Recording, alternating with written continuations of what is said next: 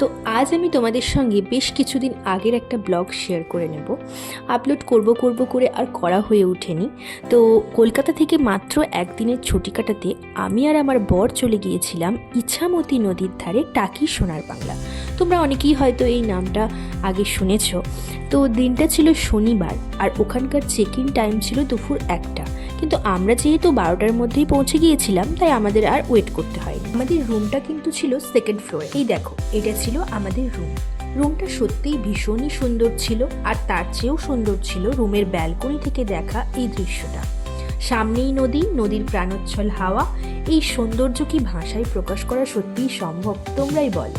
কিছুক্ষণের মধ্যে ফ্রেশ হয়ে আমরা চলে গিয়েছিলাম লাঞ্চে আমরা নিয়েছিলাম মাটন বিরিয়ানি। আর লাঞ্চ করতে করতে রেস্টুরেন্ট থেকে যে ভিউটা দেখা যাচ্ছিল সেটাও কিন্তু ছিল জাস্ট অসাধারণ। খাওয়া শেষে একটু রেস্ট নিয়ে সন্ধেবেলায় আমরা ওখানেই থাকা একটা ক্যাফেতে চলে গিয়েছিলাম। সেখানে একটু খাওয়া দাওয়া করার পর ওই ক্যাফে থেকেই একটা কেক অর্ডার করে আমার বর কিন্তু আমার বার্থডেটা সেলিব্রেট করেছিল।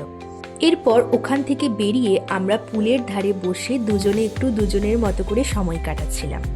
এই নীরব সময়গুলোই তো বোধহয় স্বামী স্ত্রীর সম্পর্ককে আরো গভীর করে তোলে। হাজারো ব্যস্ততার মাঝেও দুজনের জন্য এমন কিছু মুহূর্ত জীবনের পাতায় স্মৃতি হয়ে চিরদিন কিন্তু থেকে যায়। বেশ কিছুক্ষণ এখানে সময় কাটানোর পর আমরা রুমে চলে গিয়েছিলাম।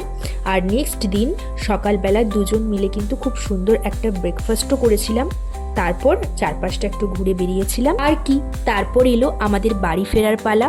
সব মিলিয়ে একটা দিন আমরা দুজনে শুধু দুজনের মতো করে কাটিয়েছিলাম। আর সেই দিনটা ছিল সত্যি খুবই সুন্দর।